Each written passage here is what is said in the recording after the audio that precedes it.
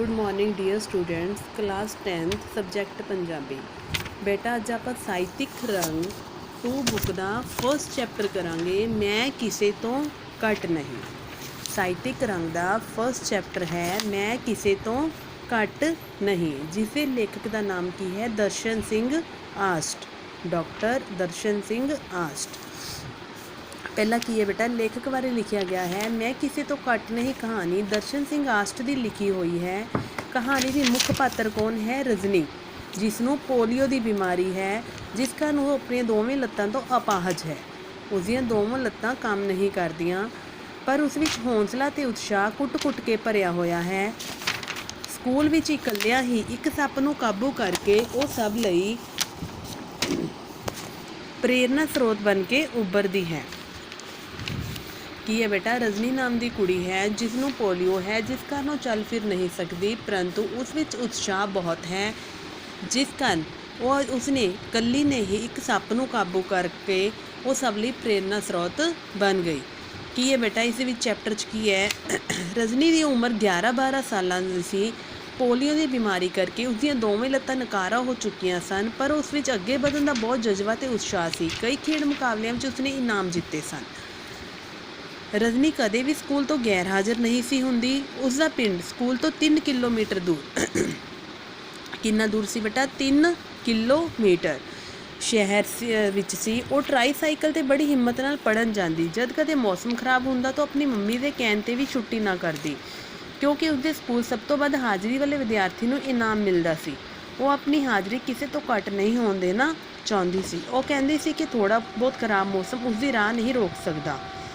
रजनी के पापा भी उसकी हाँ विच हाँ मिला देंदे। रजनी खुश हो जाती तो अपनी ट्राईसाइकिल ते स्कूल चली जाती। अगे की है बेटा, मीह पैन कारण स्कूल के आले दुआले बहुत घाह हो गया सी। स्कूल के माली का नाम की सी? मोहन। स्कूल के माली का नाम की सी? मोहन। बीमार होने करके छुट्टी ते सी, इसलिए घाह कटवाया नहीं सी जा सकिया। रजनी की जमात के पिछले पासे बहुत वड्डा घाह सी। रजनी के इंचार्ज अध्यापक श्री मोहन लाल, उसे इंचार्ज अध्यापक का नाम की सी? श्री मोहन लाल नूं इस गल ते लैके चिंतित सी। कई बार घाह कटवाउण लई कह चुके सन। वो सोचते सन कि बड़े घाह विचों कोई जहरीला जीव हो सकता है। श्री मोहन लाल जी का डर एक दिन सच हो गया। रजनी की जमात के सारे विद्यार्थी मैदान में खेड रहे सन। हिंदी के पीरियड की घंटी वजन तो बाद सारे दौड़ के जमात में जान लगे। हौली हौली सारे जमात में बैठन लगे, अपने अध्यापक नूं उड़ीकन लगे। अचानक ही जमात में पिछे बैठे राहुल की नज़र अपने बेंच की एक लत्त नाल लिपटे सप ते पई। वो घबरा गया तो रौला पा दिता, सप सप। कुछ ही पलों में जमात में हाहाकार मच गई। विद्यार्थी रौला पाउंदे हुए जमात तो बाहर भज्जन लगे। वो सप कमरे के बाहर उगे घाह विचों कंध ते चढ़ के बारी राही कमरे विच आया सी। रजनी जमात के विचकार अपनी सहेली पूजा नाल बेंच ते बैठी हुई सी। पूजा ने उसनूं जल्दी बाहर निकलण लई कहा, पर एकदम बाहर निकलना उस लई औखा सी। सप 3 फुट तो भी कुछ लंबा सी। सप कितना वड्डा सी बेटा? 3 फुट तो भी कुछ वड्डा। विद्यार्थियों का रौला सुन के वो घबरा गया सी, इधर उधर दौड़ रहा सी, अपने लुकण लई कोई खुड लभ रहा सी। कौन खुड लभ रहा सी? सप। रजनी ने अपनी सूझबूझ तो काम लैंदियां एक तरकीब सोची। उसने अपने ते पूजा का बैग खाली करके नेड़े ही फर्श ते सुट दिते, तां जो सप उस विच वड़ जावे। इवें ही होया। जो सप फर्श ते पए खाली बैग विच वड़िया, रजनी ने तेजी नाल उठ के दोवां हत्थां नाल बैग का मूँह बंद कर दिता। सप की पूछ बैग के बाहर नज़र आ रही सी। सारे रजनी नूं बैग छड्ड के बाहर आउण लई कह रहे सन।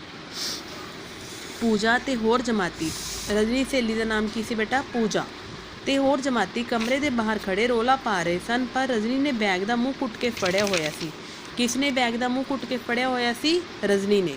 इन्ने विच स्कूल का सेवादार प्राणनाथ, स्कूल के सेवादार का नाम की सी बेटा? प्राणनाथ, सोटी फड़ी उत्थे आ गया। रजनी के हाथ में सप वाला बैग वेख के हैरान रह गया।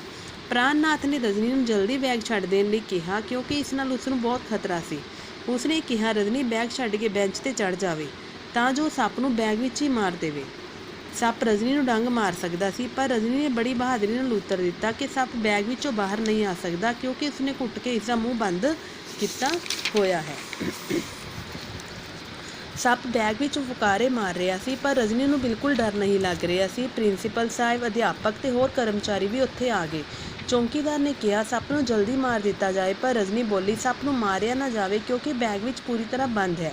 ਕਿਸੇ ਨੂੰ ਕੁਝ ਨਹੀਂ ਕਹਿ ਸਕਦਾ। ਉਸਨੇ ਆਪਣੀ ਇੱਛਾ ਪ੍ਰਗਟਾਈ ਕਿ ਸੱਪ ਨੂੰ ਚਿੜੀਆ ਘਰ ਵੀ ਦੇ ਦਿੱਤਾ ਜਾਵੇ। ਰਜਨੀ ਨੇ ਕੀ ਕਿਹਾ ਕਿ ਸੱਪ ਨੂੰ ਮਾਰਨਾ ਨਹੀਂ ਚਾਹੀਦਾ, ਸਾਨੂੰ ਰਜਨੀ ਚਿੜੀਆ ਘਰ ਦੇ ਵਿੱਚ ਦੇ ਦੇਣਾ ਚਾਹੀਦਾ ਹੈ। ਪ੍ਰਿੰਸੀਪਲ ਸਾਹਿਬ ਉਸਦੀ ਪ੍ਰਸ਼ੰਸਾ ਕਰਦਿਆਂ ਕਿ ਉਹ ਬਹੁਤ ਸਿਆਣਿਆਂ ਵਾਲੀ ਗੱਲ ਕਰ ਰਹੀ ਹੈ। ਪ੍ਰਾਣ ਨਾਥ ਨੇ ਰਜਨੀ ਕੋਲੋਂ ਬੈਗ ਫੜ ਕੇ ਉਸਦਾ ਮੂੰਹ ਘੁੱਟ ਕੇ ਰੱਸੀ ਨਾਲ ਬੰਨ੍ਹ ਦਿੱਤਾ। ਉਸਦਾ ਹੁਣ ਇਹ ਆ ਗਿਆ, ਅਗਰ ਬੈਗ ਦਾ ਮੂੰਹ ਰੱਸੀ ਨਾਲ ਘੁੱਟ ਕੇ ਕਿਸ ਨਾਲ ਬੰਨਿਆ, ਕਿਸ ਨੇ ਬੰਨਿਆ? ਤਾਂ ਇੱਥੇ ਕਿਸ ਨੇ ਬੰਨਿਆ ਸੀ? ਪ੍ਰਾਣ ਨਾਥ ਨੇ।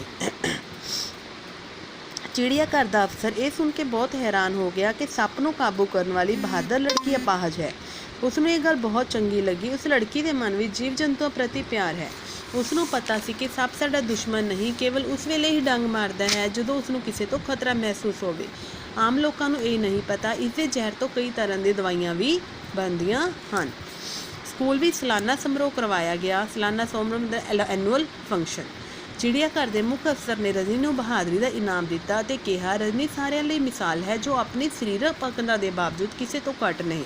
ਉਸ ਦਾ ਨਾਂ ਰਾਸ਼ਟਰਪਤੀ ਅਵਾਰਡ ਲਈ ਭੇਜਣ ਦੀ ਸਿਫਾਰਿਸ਼ ਦੀ ਗੱਲ ਕੀਤੀ। ਕਿਹੜੇ ਅਵਾਰਡ ਲਈ ਬੇਟਾ? ਰਾਸ਼ਟਰਪਤੀ ਅਵਾਰਡ ਲਈ ਭੇਜਣ ਦੀ ਸਿਫਾਰਿਸ਼ ਕੀਤੀ ਗਈ, ਕਿਉਂਕਿ ਉਸਨੇ ਆਪਣੀ ਹਾਜ਼ਰ ਦਿਮਾਗੀ ਨਾਲ ਨਾ ਕੇਵਲ ਜਮਾਤੀਆਂ ਨੂੰ ਖਤਰੇ ਤੋਂ ਬਚਾਇਆ, ਸਗੋਂ ਬਹਾਦਰੀ ਨਾਲ ਸੱਪ ਨੂੰ ਕਾਬੂ ਕਰਕੇ ਚਿੜੀਆ ਘਰ ਭਿਜਵਾਇਆ। ਇਨਾਮ ਲੈਣ ਤੋਂ ਬਾਅਦ ਰਜਨੀ ਆਪਣੀ ਸਹੇਲੀਆਂ ਨੂੰ ਮਿਲ ਰਹੀ ਸੀ। ਉਹ ਕਹਿਣ ਲੱਗੀਆਂ, ਜੋ ਕੰਮ ਉਹ ਸਾਰੀਆਂ ਮਿਲ ਕੇ ਨਹੀਂ ਕਰ ਸਕੀਆਂ ਉਸਨੇ ਇਕੱਲੀ ਨੇ ਕਰ ਵਿਖਾਇਆ, ਉਹਨਾਂ ਨੂੰ ਉਸ 'ਤੇ ਮਾਣ ਹੈ। ਰਜਨੀ ਨੇ ਕਿਹਾ, ਪੱਕਾ ਇਰਾਦਾ ਹੋਵੇ ਤਾਂ ਵੱਡੇ ਤੋਂ ਵੱਡਾ ਸੰਕਟ ਵੀ ਟਾਲਿਆ ਜਾ ਸਕਦਾ ਹੈ। ਰਜਨੀ ਦੇ ਜਮਾਤੀ ਤਾੜੀਆਂ ਵਜਾਉਂਦੇ ਹੋਏ ਰਜਨੀ ਜਿੰਦਾਬਾਦ, ਰਜਨੀ ਜਿੰਦਾਬਾਦ ਦੇ ਨਾਅਰੇ ਲਾ ਰਹੇ ਸਨ। ਰਜਨੀ ਜਮਾਤੀ ਕਿਸ ਚੀਜ਼ ਦੇ ਨਾਅਰੇ ਲਾ ਰਹੇ ਸਨ? ਰਜਨੀ ਜਿੰਦਾਬਾਦ, ਰਜਨੀ ਜਿੰਦਾਬਾਦ। ਇੰਨੇ ਨੂੰ ਰਜਨੀ ਦੇ ਮੰਮੀ ਪਾਪਾ ਵੀ ਆ ਗਏ। ਉਹਨਾਂ ਨੇ ਰਜਨੀ ਨੂੰ ਕੁੱਟ ਕੇ ਜੱਫੀ ਪਾ ਲਈ। ਉਹਨਾਂ ਨੇ ਰਜਨੀ ਨੂੰ ਲੱਗਿਆ ਜਿਵੇਂ ਉਸਦੀਆਂ ਦੋ ਬੇਜਾਨ ਲੱਤਾਂ ਵਿੱਚ ਜਾਨ ਆ ਗਈ ਹੋਵੇ ਤੇ ਉਸਦੀ ਤਾਕਤ ਦੁੱਗਣੀ ਹੋ ਗਈ ਹੋਵੇ। ਬੇਟਾ ਕੀ ਹੈ ਇਹ ਚੈਪਟਰ ਤੁਹਾਨੂੰ ਸਮਝ ਆ ਗਿਆ ਹੋਊਗਾ।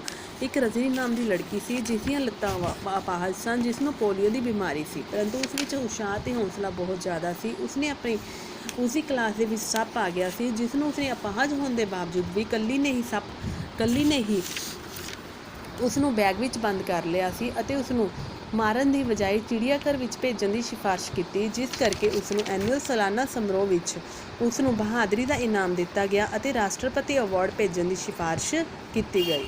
ਥੈਂਕ ਯੂ ਬੇਟਾ, ਹੈਵ ਅ ਨਾਈਸ ਡੇ।